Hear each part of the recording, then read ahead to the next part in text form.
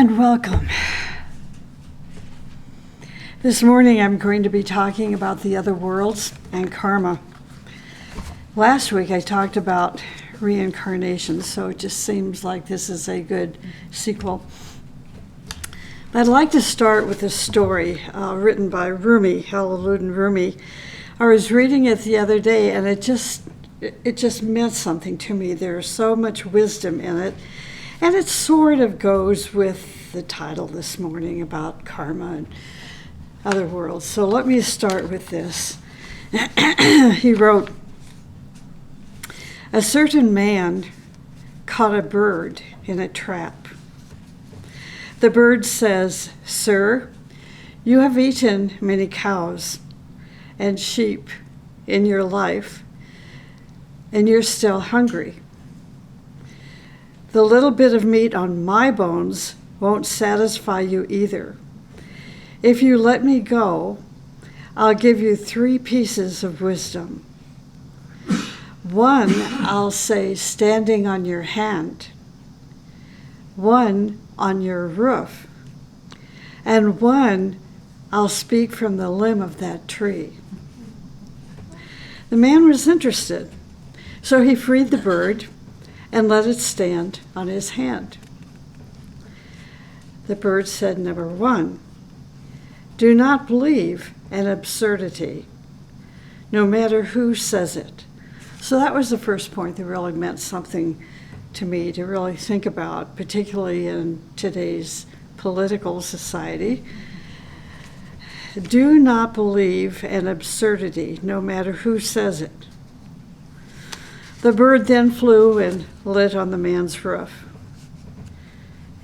2, do not grieve over what is past. It's over. Never regret what has happened. And by the way, the bird continued, in my body there's a huge pearl weighing as much as 10 copper coins. It was meant to be the inheritance of you and your children, but now you've lost it. You could not have owned the largest pearl. You could have owned the largest pearl in existence, but evidently it was not meant to be." The man started wailing like a woman in childbirth. The bird, "Didn't I just say, don't grieve for what's in the past? And also, don't believe an absurdity. My entire body doesn't weigh as much as 10 copper coins. How could I have a pearl that was heavy inside of me?" So the man came to his senses. "All right, tell me 3. "Yes, you've made such good use of the first 2. So, 3, don't give advice to somebody who is groggy and falling asleep. Don't throw seeds on the sand. Some torn places cannot be patched." So that was Rumi. Today we are focusing on the subject of other worlds and karma. So the first question is, what is meant by the term other worlds? We can perhaps more easily understand this question by answering what it is not, rather than what it is. So the first thing to realize is that the other worlds is not the physical world. It's not the world that we live in. The other worlds existed. I found this interesting. The other worlds existed before the existence of the physical world. And of course this makes sense, but we're so focused on what's solid, what's in front of us, everything that's physical, to really think that the other worlds existed long before the physical world, before the material world came into being.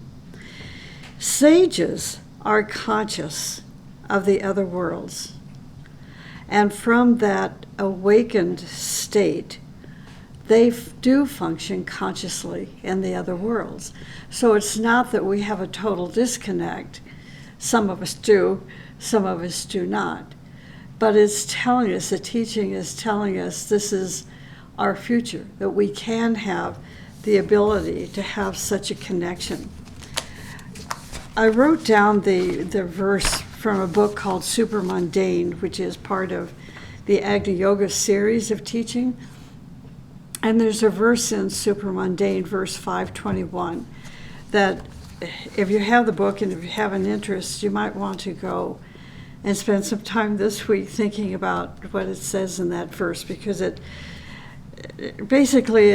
tells us that we will have contact, we can have contact with energies of the higher worlds, but the problem is there's an interference, and that interference is typically ourselves. It's also the result of the noise of the planet, the noise being humanity, their problems, their prejudice, their bias, and so forth, is what interferes with us having a conscious experience with these other worlds. So it's very interesting. It's a little complex to initially read it and understand it, and I didn't have time to talk about it this morning, or I would have done so, but I thought, well, if you're interested, go ahead. And you can also find this book on agniyoga.org. All those books are online, and you can go to Super Mundane, verse 521, and read about it. The majority of humanity is earthbound, and as such will laugh and ridicule the idea that there is factually the other worlds. But those of us who have a sensitive heart and have cultivated a little bit of intuition, if they are a mature, awakened soul, their heart is going to tell them, yes, the other worlds is a reality. The other worlds includes what we call the subtle world. The subtle world is also known as the astral world. The astral world's frequency is a little higher, a little more refined than our physical world. I like to compare that to music. If you've studied music and tonalities, you know that the lower tonalities of the scale have a different frequency than the higher frequencies, the higher notes. The higher notes are more intense than the lower notes. So we can compare music to like the physical world would be the lower notes, and the higher worlds would be the higher notes, because they're a different frequency, more refined frequency. So the subtle world is also known as the astral world. There is also a world called the fiery world, which refers to the higher mental plane, the intuitional plane, and on into infinity. We could say that the subtle world, the astral world, is water, it's steamy, it's emotional, whereas the higher worlds, like the fiery world, refers to air. The physical world is dense matter, which is the earth. So why do the higher worlds take priority over the physical world? It's because the teachings are resourced from the higher worlds. It is in the teaching where we find formulas to harmonize our steps with cosmic vision. This is interesting, kind of comparatively speaking.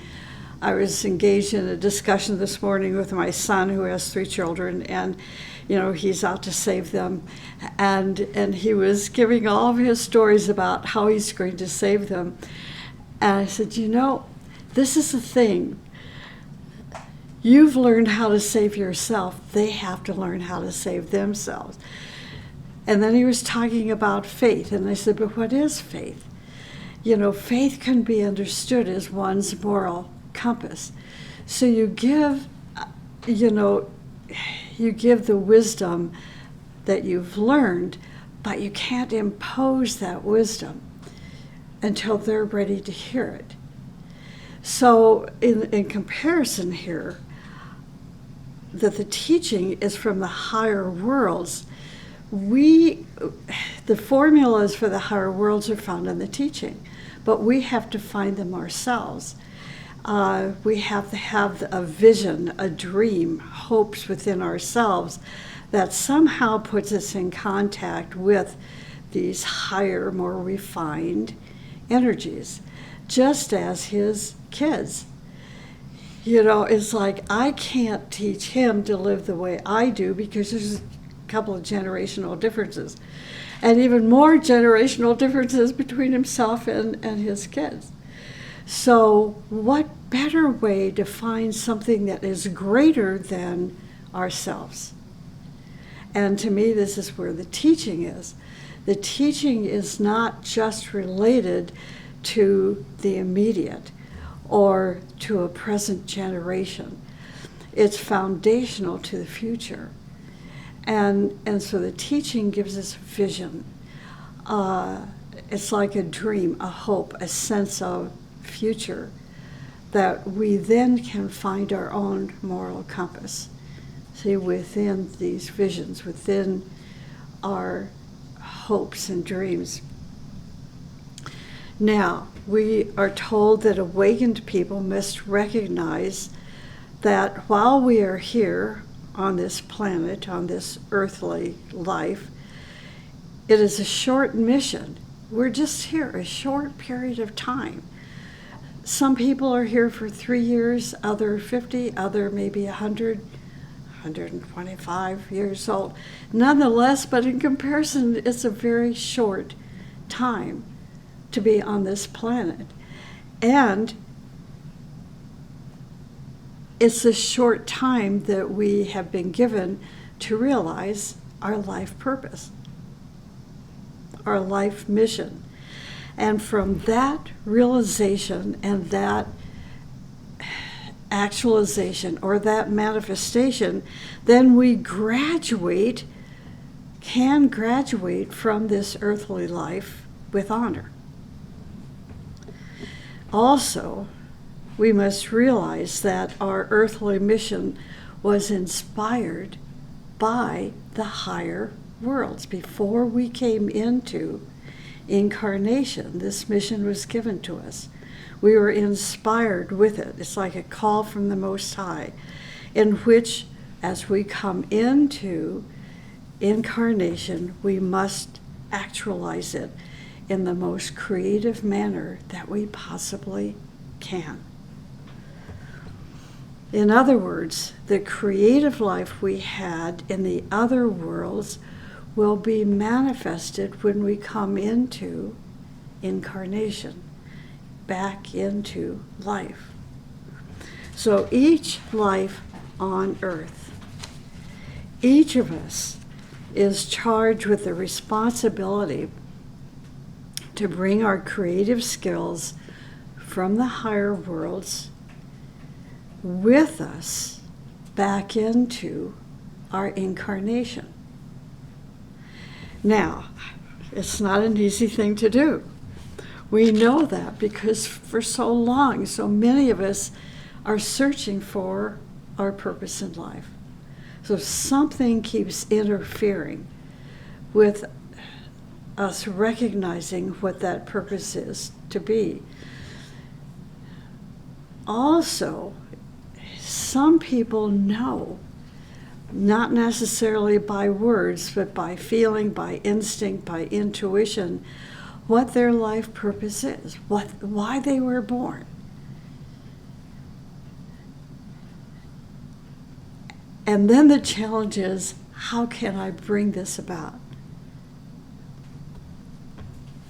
Again, it's still not an easy thing to do. It's not easy to bring back our higher realizations from the higher worlds and bring them into form.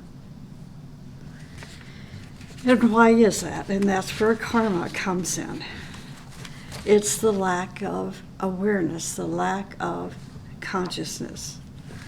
So karma, here's the definition. Karma is the energy and the law which decides the results of our actions, the results of our emotions, the results of our thoughts.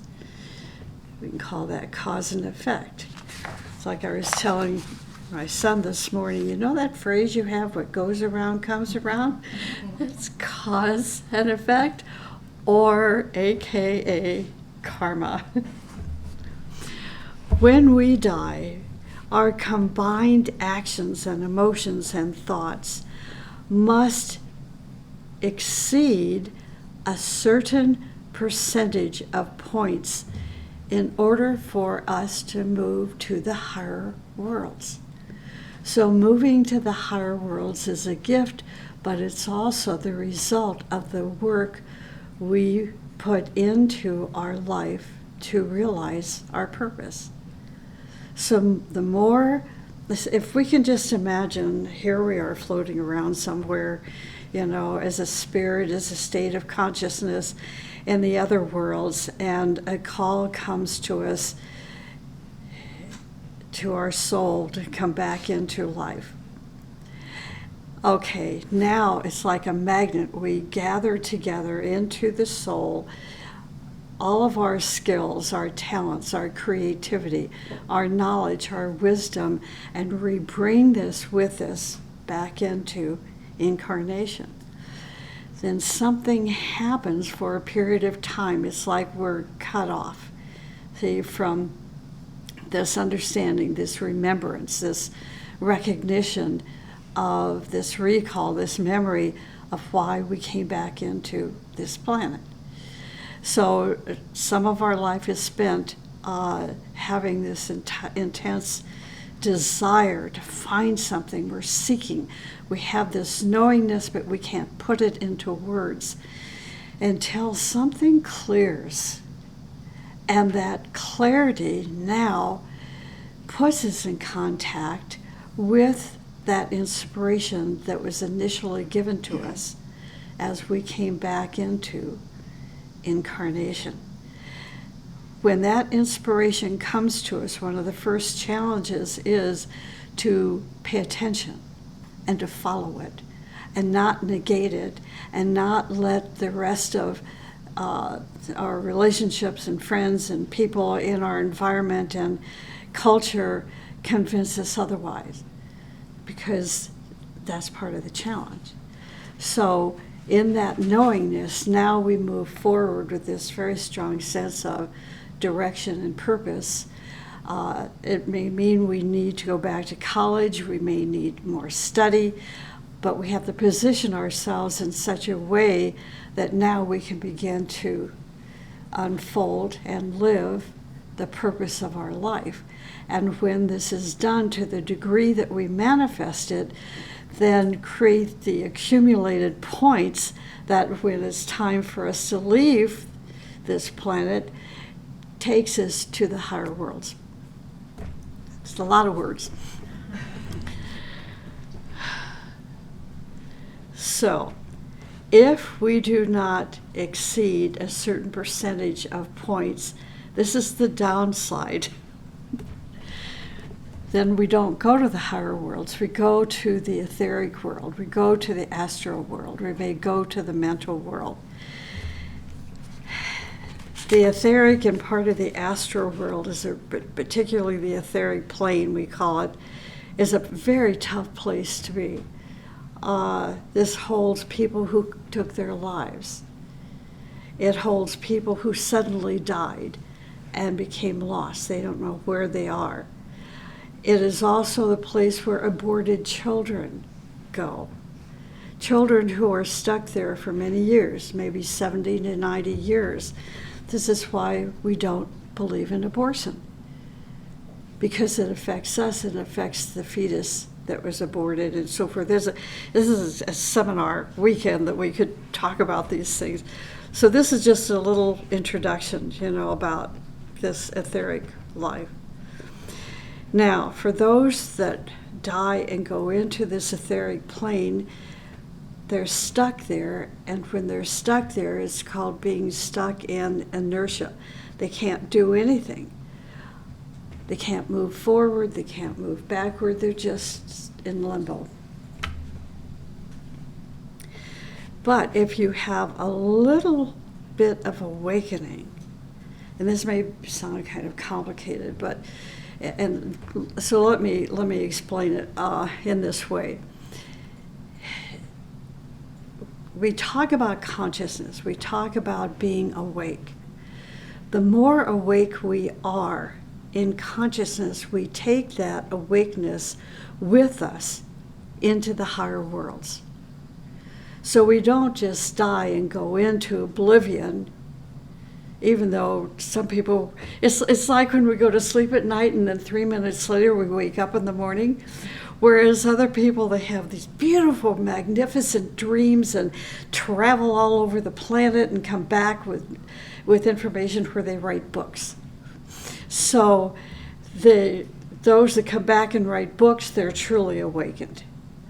Those that went to sleep at 10 and woke up at 10 in the morning have no recollection of what happened, in between from 10 to 10. They're not awakened yet.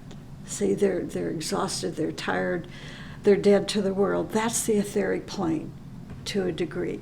But there will be some people who will take a little bit of that awakeness into the etheric plane, and when that happens, then they're not in a state of inertia. I hope that helps. So what brings us back to Earth? It's called disturbance. This is what the teaching says, it's disturbance. What is disturbance? When we negatively disturb certain principles of light and love and power, spiritual power, then our karma brings us back. For example, this is just very basic. When a person interferes in the life of a married couple, it means that you have acted, or that person has acted, against the law of love. If a woman flirts with your husband to get his attention drawn away from his marriage commitment, then she's interfering, or you are interfering with that law of love.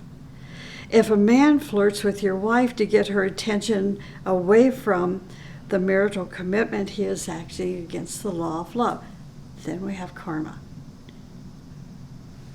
When you are jealous, you act against love. When you are hateful or separative or selfish, you're acting against the law of love. Do you see how basic this is? But these are principles. And so this brings us back to the earth, back into incarnation, because we have disturbed the law of the universe. Now, there are 5 types of people who travel to the other worlds. The first type are those who go to the mental plane and come back as a cocoon. They come back still asleep. So don't worry about what the mental plane is.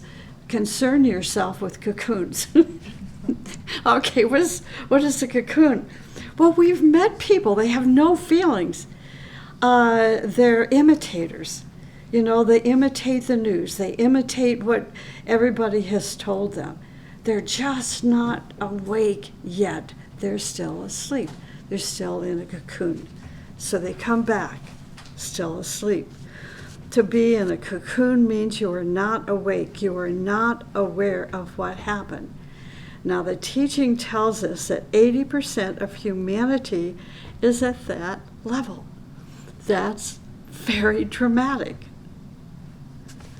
And it is becoming increasingly dangerous as the members of humanity are now found increasing their vanities and ego, their glamours and illusion.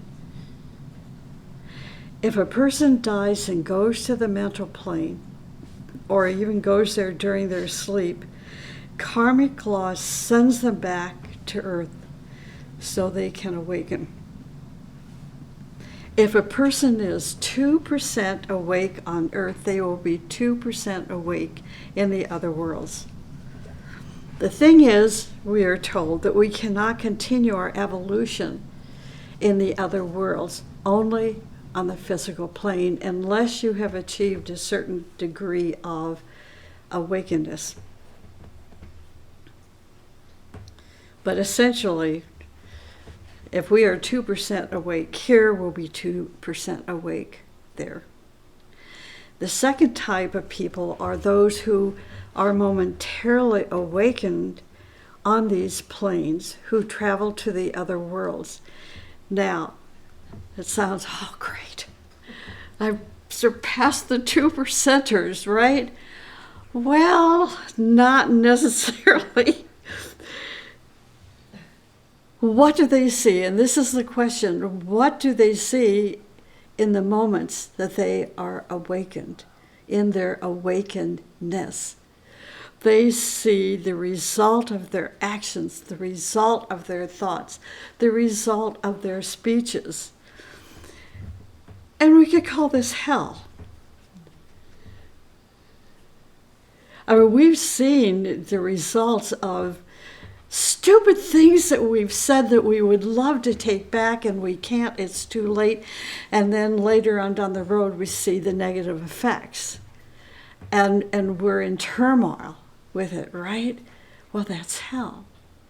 So that's the same thing happens that when we go into either the astral or mental world and we have a momentary awakeness, and this typically happens right after we die, where we go through this review and we see the effects of our thoughts and our actions and our speeches. And I think, oh my God, you know. So we did an action and we are so happy. Now this is also very interesting. On the etheric plane, even though we are happy here, on the etheric plane, we saw how many laws we disturbed and how many people we harmed. So, what does that mean? Oh, we can just imagine. We took advantage of people to our advantage. So we were momentarily happy, right? But in the other worlds, this is karma. Keep in mind, the talk this morning is on karma in the other worlds. Karmically, we damage as we are trying to gain benefit for ourselves. In that process, we may have created harm for others and disturbed the laws of light and love and power for other people. Say we shot an arrow into the fields. How many insects did it kill? How many flowers were cut? How many plants did our arrow destroy? Eventually, our arrow, what is our arrow? Our arrow is like Roundup. You know, poison. They killed the flowers. They killed the insects. They killed the fish. So we may have been happy for a while, you know, not to have all those army of ants in the house, you know, or I won't go into it all, but anyway.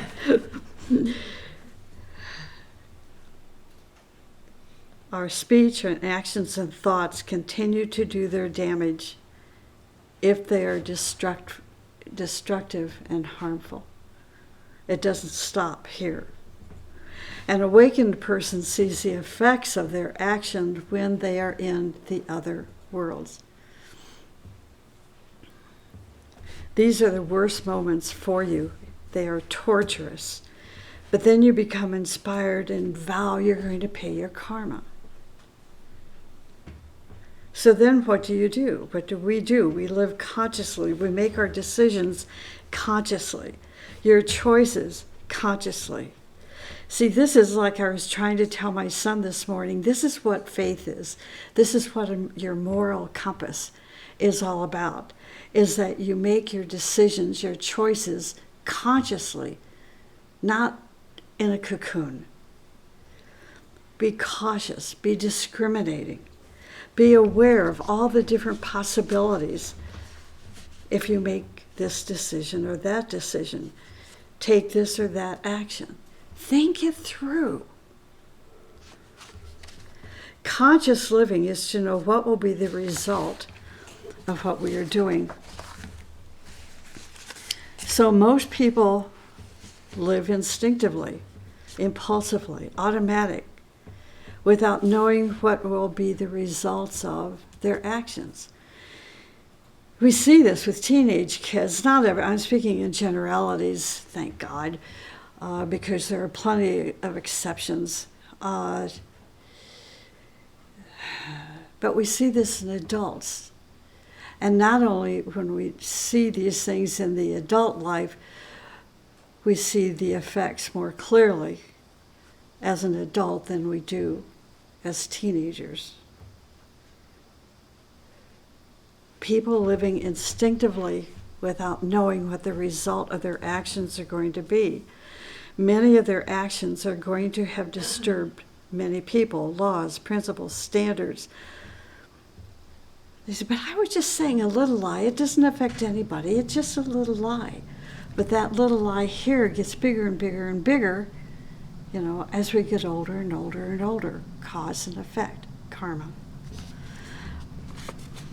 That lie that we speak here goes to the other worlds and grows there, and it becomes a monster. Until it reaches the mental plane, the law hits it back. We are exposed to what? When we come back into incarnation, pain and suffering. So when we see a country or an individual undergoing inexplicable pain and suffering, and we say, why? It's karma. Plain and simple. So that's our test. That's our challenge. How do we clean it up?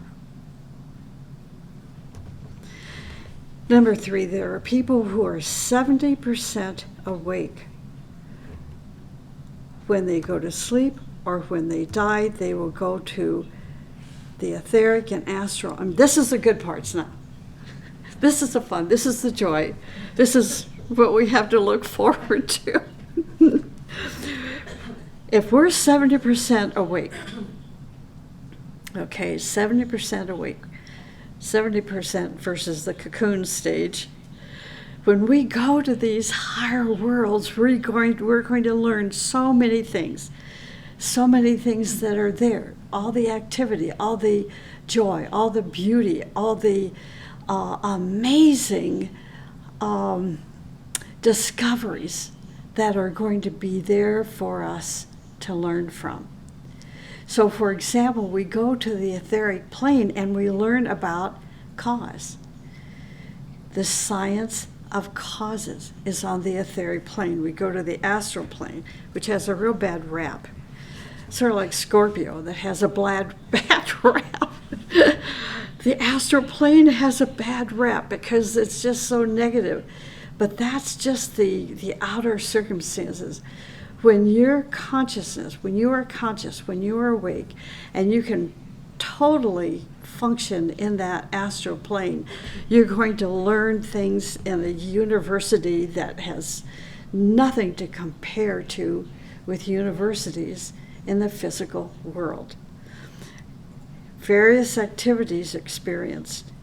If you're awake, if you're asleep on that plane, you won't learn anything. But if you are awake, you can learn and experience tremendous things there. This is how when some of us go to sleep at night, we go so-called asleep, we go to the astral plane, we learn things, and we come back and share what we learned through our life. Our life example, living that purpose, bringing it back into manifestation. The mental plane, as the soul enters the mental plane, the soul sees ashrams, groups, and sees how the law of the universe truly works, how things come into being.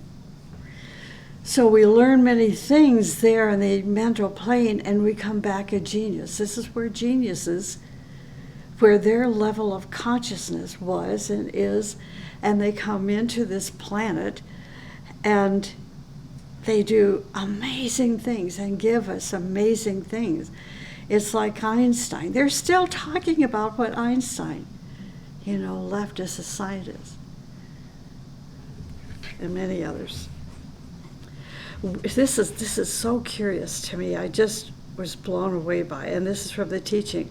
We are told if a person stays on any plane of the other worlds for 30 years, it is equal to 3,000 years on the physical plane. Learning is very fast there. There is no time and space. So 30 years is kind of a made-up number, so we can compare it. 30 years in the other worlds to 3,000 years here. For example, we have a 2-minute dream, and it seems like it was all night long. Right, we woke up, my God, I just dreamt all night long, and then you look at the clock and, oh, it's only 2 minutes ago. You go to sleep at 9:30, you have a dream, it seems like it was a very long dream, and you wake up at 9:32. There's no time and space. The fourth kind of people go into the higher worlds or beyond, and they do not come back. Their karma is paid. Their obligations and their responsibilities on this planet are paid. They no longer return because the earth life does not contribute to their, or no longer contributes to their evolution, because they need to go, it gets kind of far out here, maybe. They need other planets or other universities, other galaxies to go to learn to actualize. So we know there are universities and other planets, which is interesting to think about. And the fifth type is they go to the higher worlds for a special mission, and then they come back for a special mission. It is not karma that's bringing them back now, it is their mission that brings them back. So those are the 5 types of people. I'm going to end with this. This is a Zen story about heaven and hell. Here's a story. A big, tough samurai once went to see a little monk. "Monk," he said, in a voice accustomed to instant obedience, "Monk, tell me about heaven and hell." The monk looked up at this mighty warrior. You could just see this image, right? This little monk in his wrap and the warrior in his armor. "Teach me about heaven and hell." The monk looked up at this mighty warrior and replied with utter disdain, "Teach you about heaven and hell? I couldn't teach you about anything. You're dirty, you smell, your blade is rusty, you're a disgrace, an embarrassment to the samurai class. Get out of my sight, I can't stand you." The samurai was furious. He shook, he got all red in the face, he was speechless with rage. He pulled out his sword and raised it above the monk, preparing to slay him. Now here's the little monk. The monk says, "That's hell." The samurai was overwhelmed. The compassion and surrender of this little man, this little monk, who had offered his life to give this teaching to him, to show him hell. The samurai slowly put down his sword, filled with gratitude, and was suddenly in peace. And the monk said, "That's heaven." Isn't that beautiful? I just love it. Anyway, that's this morning's talk.